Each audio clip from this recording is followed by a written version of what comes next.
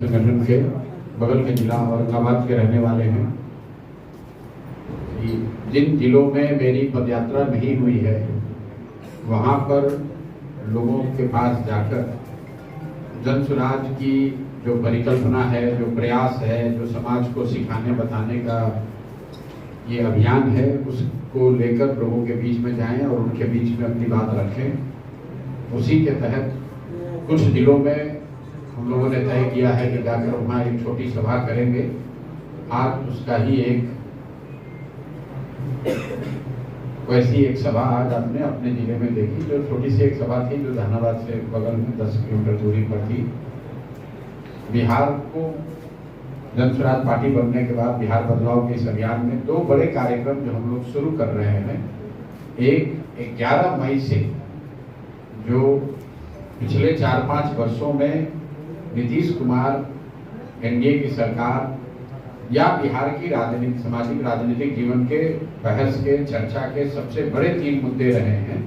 उन मुद्दों पर जनता के साथ किस तरह की धोखाबाजी हुई है, किस तरह का विश्वासघात हुआ है, उस पर एक कार्यक्रम जन स्वराज 11 मई से शुरू करने जा रहा है। और 20 मई से मैं खुद बिहार बदलाव यात्रा की शुरुआत करूंगा और वो शुरुआत जेपी के जन्मभूमि सिताब दियारा से सारण जिले में की जाएगी। तो पहले 20 तारीख से जो बदलाव यात्रा है उसके बारे में मैं आपको बता दूं।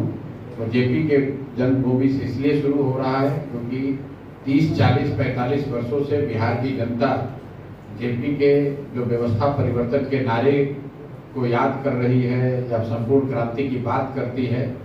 जेपी के सो कॉल्ड जो चेले चपाटे हैं वही लोग पिछले 30-40 वर्षों से बिहार की व्यवस्था चला रहे हैं। बिहार में व्यवस्था परिवर्तन नहीं हुआ, इसलिए उस संकल्प को लेकर जो जेपी के अधूरे संकल्प रह गए उसको लेकर जन स्वराज और प्रशांत किशोर 20 तारीख को सिताब दियारा से एक बिहार बदलाव यात्रा शुरू करेंगे, जिसमें 120 दिनों में घर वापस गए बगैर एक बार जब शुरू करेंगे तो 240 विधानसभा क्षेत्रों में जाएंगे, वहीं पर रहेंगे, गाड़ी से जाएंगे, लेकिन कोशिश ये होगी कि ज़्यादातर प्रखंडों में, पंचायतों में, गांव में जाएं, लोगों से मिले और जेपी के व्यवस्था परिवर्तन के संकल्प को फिर से पुनर्जीवित किया जाए। समाज के स्तर पर समाज उसके लिए तैयार हो और उसका रास्ता जो हम लोग जन स्वराज में बता रहे हैं कि व्यवस्था परिवर्तन अगर करना है तो एक बार जाति धर्म नाली गली 5 किलो अनाज मंदिर मस्जिद से ऊपर उठकर अपने बच्चों के लिए वोट कीजिए। जो बात मैं बता रहा हूँ उसी संदेश को लेकर हम लोग जाएंगे। 11 मई